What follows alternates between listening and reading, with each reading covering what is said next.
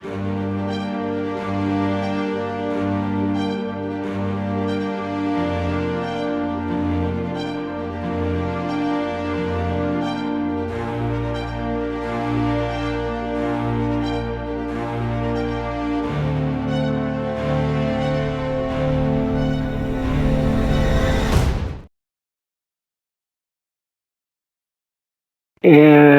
Peter, you have a dream to share from your wife? She had a dream that involved the actor Bruce Willis, and he's the hero of the movie Die Hard and others. There's one about his something about Mars. I don't remember the title.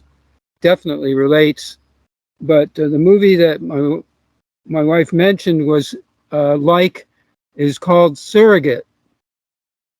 And I also mentioned Bruce Willis has just revealed that he has a mental dysphagia issue, so he's stepping down from being an actor, and it's evidently pretty strong, so he's not able to remember his lines and stuff like that. So in the dream, he was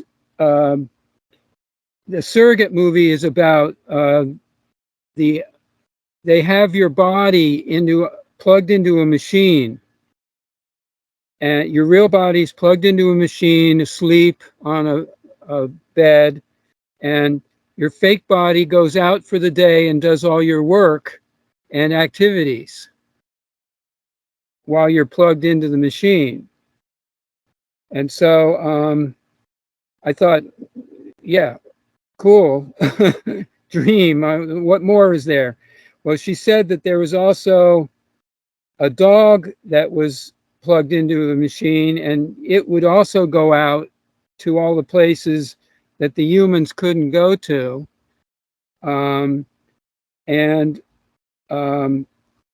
This was very shiny, beautiful, green and white haired, or silver and white haired dogs, very pretty.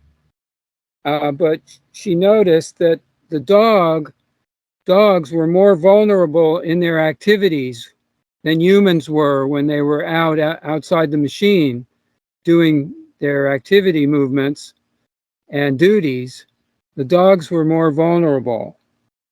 It was okay. My wife noticed, she also said that she was the dog, or she felt she was like the dog, and it was okay to be as a dog, but I wanted to be a human once in a while, more often.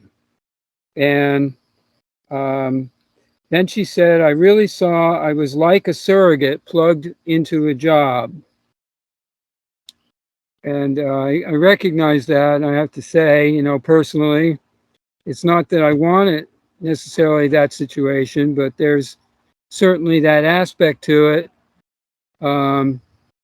with things that we do here and that get done with the chores and the,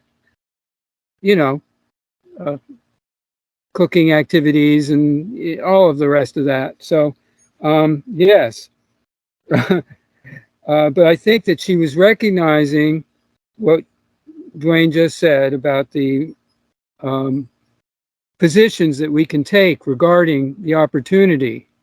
And when we see this, that we're plugged into a machine and that we are all locked into a certain base of operation, and free or not, it's hard to say specifically, but objectively, it looks like most of it is kind of programmatic. And we can live in those roles, or we can identify that we're in a role, or we can just no longer work with that role and choose otherwise. So I was reminded of a dream I had this week also, when I had a title for it: how many Jews and Italians and starmen does it take to build a light bulb? Or the Jew and the mafia and the Starman walk into a bar. And the dream was about this bridge that is here across the river where the springs are and where there's a bottling plant of bottled water real close by here, beautiful springs, and they're using all the water in the water table to sell water in bottles. And it's changed ownership recently, so it's a pretty familiar name. Anyhow, so in my dream, though, I saw the repair crews and the electric lines over the river bridge or area where they were either fixing power lines or installing new, which they have been doing here because there's a huge field of solar plants all over, 5 different solar fields here. And there's a equipment in the next county over. All that really is a dream where I was crossing a bridge or driving across the area where the springs are, where the power plant is being put in, and power lines. And I was making a connection between, let's say, an Italian mafia person and a Jewish mafia person, that is the money people, and also myself as the Starman, or the one who's presenting some kind of a universal view. And so I'm making that, I'm saying, how many of us do we need to actually build the light bulb, which is the power plant or the energy? Of course, we need everyone, or, you don't really need anyone. It's already exists.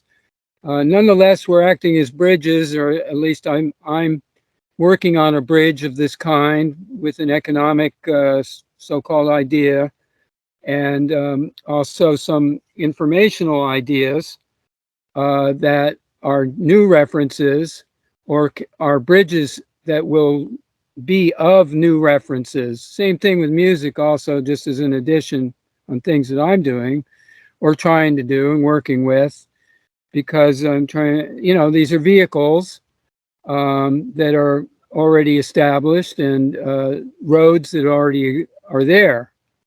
So that's how I put it all together. And I think that part about the dream with my, if there's any other references Duane would like to add about this movie, The Surrogate, and where the real bodies are plugged into a machine, and or you could say the physical body's plugged into a machine, and then the real bodies go out and do the work in their surrogate body. They're working through the surrogate body to get things done. And it's very hard to understand these references like that. I get that, because we're crossing back and forth on both sides of the channel, describing things and referencing them. And it's got to be very difficult, especially if we don't have similar language, because the words are very important in that sense, what we're trying to describe and share with. But of course, we're not really describing what the word is. We're trying to describe what the isness is, the reality itself is. I leave it at that. And thanks for letting me describe that dream. It was kind of a neat dream, I think. Very, very apropos. My wife is learning and also thinks that she has a very clear view, which her dream demonstrated. She does have a pretty clear view, I think. And it's interesting what we're working with there. Yeah, that's fun. That's fun, Peter. So you and your wife, your buddy there, your partner, you have a challenge here to figure out what is what. So that's the fun part. You get to do that. Yes. Thank you for sharing. Thank you. The fun part. It's not always fun, I can tell you. That's fun. That's funny. I like that. It's good to have a subtitle. I noticed that there's subtitles on a lot of these shows. There's a show called The Connors that's out there, and the family is dysfunctional, you know, mainstream dysfunctional, living middle class, lower middle class. And so they all decide that they're going to have a triple wedding with the young person, and I'll say somewhat the younger sister, and then the older sister. And the father actually is going to get remarried. So they have all three factions of the family, generations, planning a wedding together. And of course, you know, it's like they can't agree on anything, and they map it up on the TV. They map it on for everybody to discuss. Okay, here's our map, and first thing he says is, "Well, there we go. Nobody agrees on any of these things. The music, or are they going to have a priest? Are they going to have a judge?" So they ended up having a priest and a judge preside over the two weddings, because the third wedding got, you know, cut out. But they had this funny little subtitle. A judge and a priest come into a bar to preside over a wedding, you know.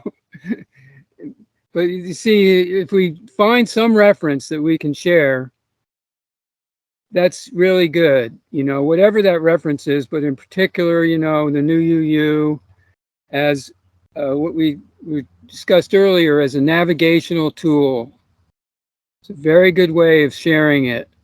I like that. You know, it's a navigational tool to viewpoint, to view, and be able to recognize and identify, and then see what we want to choose and how to approach what we're trying to demonstrate or present. And it is fun, yeah. It can be fun, or funny, which is like hitting yourself with a knee prod, and then your knee jumps. The doctor gives you the knee prod, and your knee kicks automatically. Yeah, that's the kind of fun it is. Thanks, Duane. Really appreciate it. Appreciate all of it.